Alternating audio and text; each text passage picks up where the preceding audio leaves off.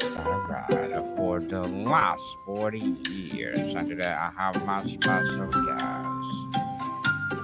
He is an author and a systems analyst, decoding the hidden complexity of a modern life, from failing digital infrastructure to human decision making. None other than Mr. Adam Korga. Hello, happy for having me. Super happy Welcome, for being here. welcome, Mr. Adam on Book 101 Review. Can you please introduce more about yourself that I miss? Well, I guess the most important stuff is already said. I like to analyze systems. I like to think about organizations, culture, and generally IT industry. Sometimes also doing this in, well, usually with a thick layer of humor. And well, the book that we're going to talk about is purely satire. So insider perspective, but satire about how the industry really looks. Well, thank you for sharing your knowledge and wisdom to the world, Mr. Adam. Thank you. So today, let's talk about your latest book, IT Dictionary. So, tell us what it's all about. Uh, as the title suggests, it is a dictionary. However, what the title does not suggest right away is that you won't find the terms or technical terms from the industry that would be boring and nobody wants to read it. It's more about decoding the corporate or IT jargon and culture that is designed to hide what people really think. So it's decoding how engineers talk about their work, how they communicate with business, how the corporations or startups are organized, and of course about AI. But like I say, it's pure satire, mocking everything without pulling punches, mostly because this lowers the guard. It doesn't get so offensive when we can laugh about something. Mr. Adam, the subtitle calls this a survival manual. What are the top three environmental predators in a tech jungle that this book teaches developers to outrun and outsmart? Well, that's an interesting question. I would say, of course, that's my interpretation. I hope that readers could find something else. But I would say first is the jargon itself, which is designed to convolute situation. Second is that any kind of extreme is not that good. So that's why there are parts one about corporations, second about startups, totally different beasts, but with their own set of problems. And third one, maybe using tools without tools, no matter if we're talking about technical or organizational techniques, without fully understanding why those tools exist in the first place.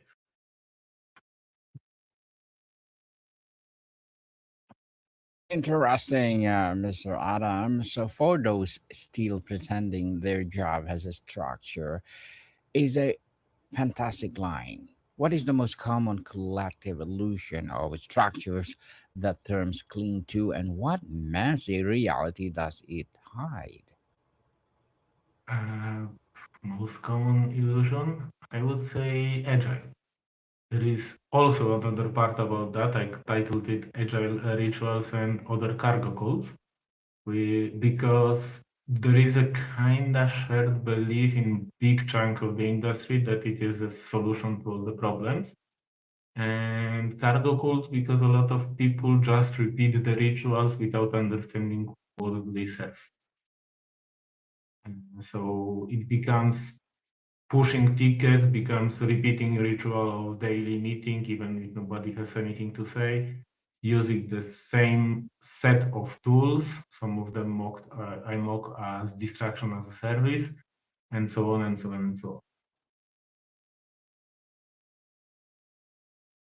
Interesting, Mr. Adam. An ID dictionary could be something else, but yours is position a survival guide. How do you decide which terms needed a field manual translation versus a standard definition? What is your litmus test?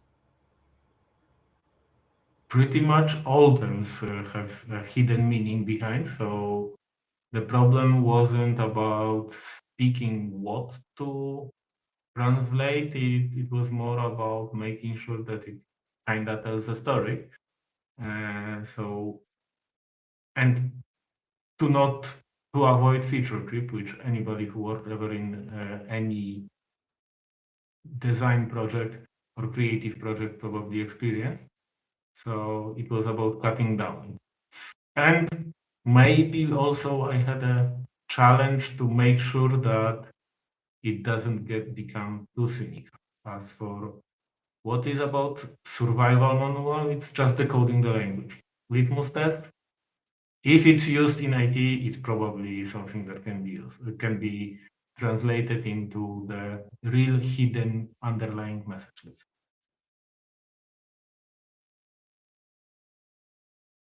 Very well said, Mr. Adam. Beyond just divining or defining jargon, what is the core emotional or philosophical survival skill you hope a reader gains from engaging with this book?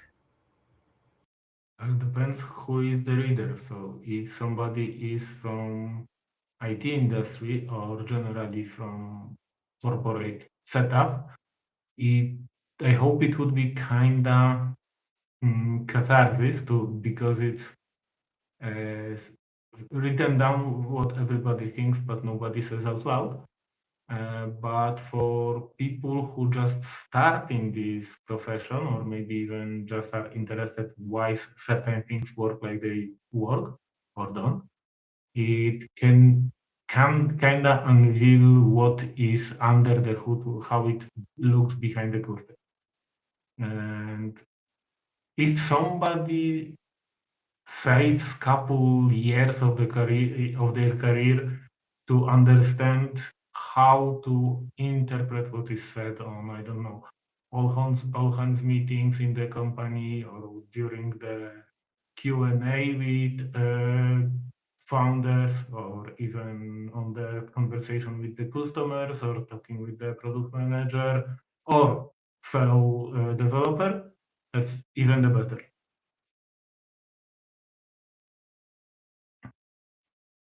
Well, so let's talk about the culture and the code, Mr. Adam. What's a term you define the perfectly encapsulates the unspoken tension between developers and management, and how does your definition help bridge that gap? So that's entire first part about that. And um, one of the easiest things that I can come up with right now is when a product manager says something like, it's a quick fix, that probably means that your weekend has just disappeared. Or when somebody says low-hanging fruit, probably entire data structure, data schema is going to collapse. So basically, is it decoding? In a way, yes, but more about showing this difference in what people, how people understand certain changes, let's say. Mr. Adam, in a world of devs and dreamers, where do product managers and other translators fit into your survival ecosystem? Are they allies, predators, or something else? So, in the book, in the convention of the satirical book, I present them as uh, enemy agents on our territory because quite often they don't think in the same criteria as typical engineers. So, but it's at the end of the day, it's not an accusation; it's a stating fact that just engineers think about code best practices, would probably love to spend weeks or months on making perfect solution for everything, while product managers or so-called business people or stakeholders come with hard restrictions like timelines, budgets, constraints, and so on, which just disturbs in doing what engineers like doing the most, which is just building great software. So in the convention of the book, they are presented more like an enemies, but of course treated with a pinch of salt. Certainly. So, which entry in the book is your favorite piece of cynical, hard won truth about software actually gets built versus how it's presented in the roadmaps, Mr. Adam? Hmm. That's a difficult question because there's quite a lot of material covered. But I remember that I had the most fun when I was going into commenting the very popular in 2025 trend of vibe coding, where big chunk of industry decided to pretend that software engineering is not an engineering job. It is more, as the name suggests, on vibes. So basically, good emotions, new age, and hey, yeah, that's something that I really had a lot of fun making fun of it. Hopefully, managed to show the absurd of this motion, let's say. Very well said, Mr. Adams. So, how do you define the difference between a technical debt and organizational scar tissue, and which is one is ultimately more dangerous to a team's survival? Ultimately, I would say technical debt quite often is an effect of organization issues. So definitely, as such, organization issue is more dangerous because besides technical debt, it can cause more problems. What's the difference? Well, technical debt is, as the name suggests, purely technical concept. Very difficult to measure, track, but relatively easy to spot and understand. While organization issue impacts, well, entire way the organization and the software which is built within this organization is built. So if it involves communication between team members, that would be organization issue. If it is purely in bits and bytes, then we're talking about technical debt, but quite often it is an effect of organization issue. There's even an entire law about that called Conway's Law, which is not in this book. It would be too serious, but Conway's Law says that uh, every software architecture of every software over time will inevitably reflect the structure of the organization that is building this software. Mr. Adam, let's talk about the personal survival toolkit. For the developer feeling overwhelmed by the chaos, what are the first three entries you tell them to bookmark of their essential personal toolkit? Well, maybe a bunch of acronyms or terms that are designed to be, let's say, well, designed it suggests that it is intentional, but are, let's call them purposefully passive aggressive. So they sound polite but send totally different message. Why it's important? One thing, it is a sarcastic humor always helps in a stressful situation. But more importantly, because sometimes you, as an engineer, you really want to say something that something is, let's use this acronym FUBART, but for various reasons cannot cannot say it out loud. So having a couple terms that every other engineer would understand, but non-technical person might not get offended, can save quite a few relations.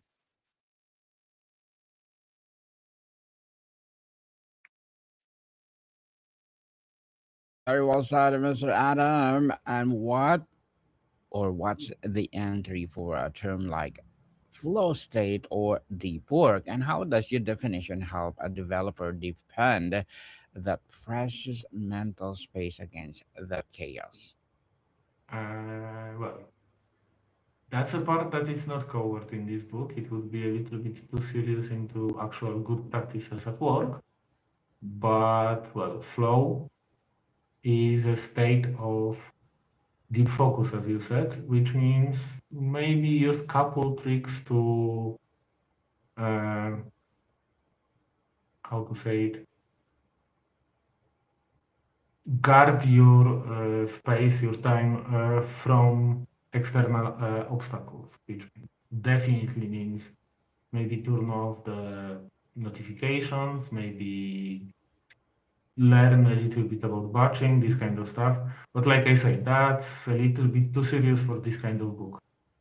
It's not advice. The book itself is not advice how to be a better engineer. It's more about how to survive in this environment and don't get crazy with all this double stick, let's say. Mr. Adam, as an author, what are your short term and long term goals?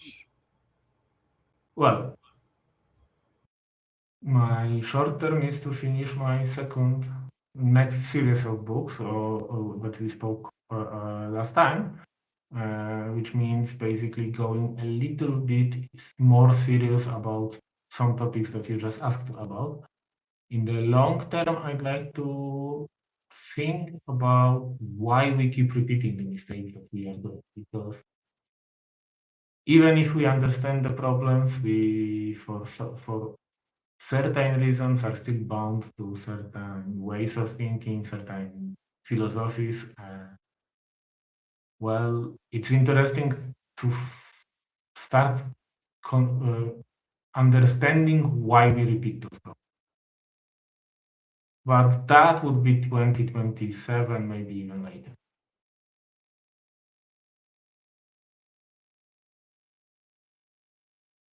Luck to your goals, Mr. Adam, and looking forward for more success. And what will be your piece of advice for those people out there want to be like you? Don't be like me. Maybe that's the best advice. I'm not that normal, but seriously, just try thinking a little bit outside the box. Do not focus on one industry, on one area of specialty. Try finding patterns all over.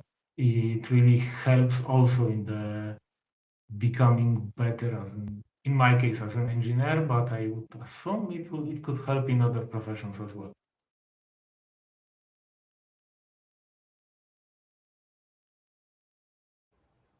Thank you for that advice, Mr. Adam. And can you please recommend a book or books that influence your journey?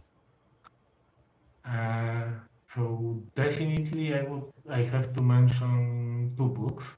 One actually is no, three books, sorry. One would be Subtle Art of Not Giving a Fuck. I don't remember the author. I think Manson, which is really nice introduction into prioritization of everything, let's say. It basically teaches to understand that we have limited amount of attention that we can pay to various things. Of course, the author uses a specific language which makes it much more attractive to digest. Second would be What If, and here again I don't remember the author, sorry, but this is the author of very popular website XKCD.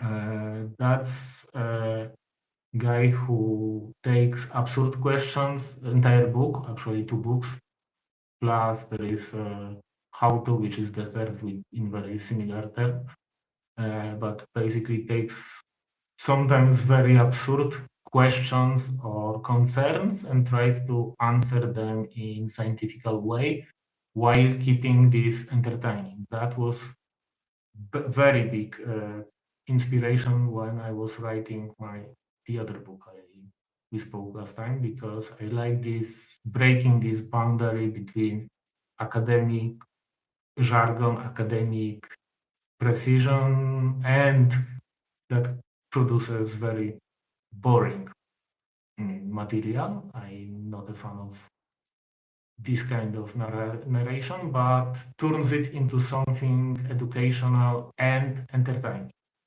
I really like this approach, and I hope, well, I definitely try to um, write something similar, let's say. Well, thank you for that recommended books, Mr. Adam. So, if a seasoned developer gives a book to a junior, what a single piece of wisdom embedded in a definition do you have hope gets passed down as rite of passage?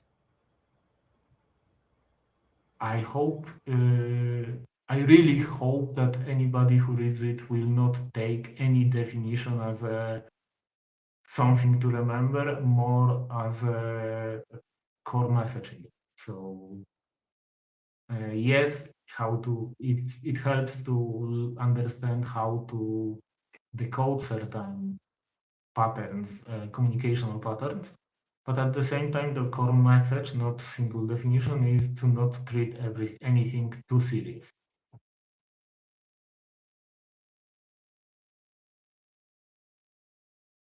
So, Mr. Adam, before we wrap up our discussion for today, I'm inviting you to please do listen to my other podcast, people. My other podcast, because my abstract essay is already in sixth season, abstract poetry in third season, and of course, my Bible verses 101 in first season, book 101 review in sixth season as well, comedy 101 third season, and my food 101 in sixth season 2, geography 101 love letters, Movie 101 review, Music 101, our fifth season, Science 101, Sex 101, in fourth season, Spiritual Awakening, Trivia 101, Law 101, Mental Health 101, and Motivation 101, or Motivation 101, as well as Entrepreneurship 101 are my baby podcasts. Please listen to them wherever you listen your podcast. So, Mr. Adam, ultimately, does surviving in this world require a developer to become a cynic, realistic, or optimistic pragmatist? Where does your book land on this spectrum?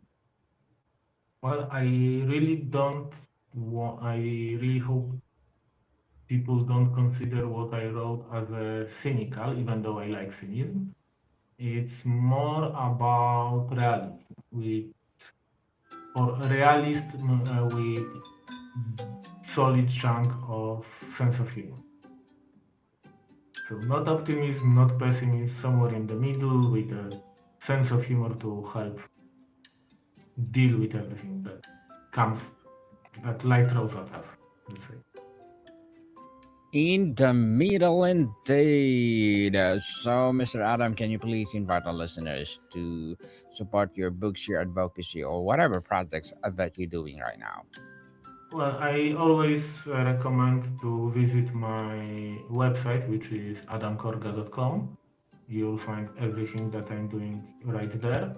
Of course, book, as you can see, is available on Amazon. That's also a great place. But for more thoughts and runs that I produce, website is the best place. So once again, adamkorga.com. Yes, people, let's support Mr. Adam Korga because if you support him, for sure, more and more empowering books like this to rise. I have one more question, Mr. Adam, before I will let you go. Writing this was a term you found yourself redefining not just for the reader but for yourself, a concept you understood differently by the end. Not really. It was more about structuring the experience, or let's say it's also at times bits of frustration that accumulated over almost 20 years of industry. I don't think that I redefined or changed the understanding of anything myself, but it triggered some thoughts that resulted with longer essays available, among others, on my blog. Mr. Adam Korga, thank you so much for your time. Thank you for having me. It was a pleasure as always. Likewise, more people, see you soon.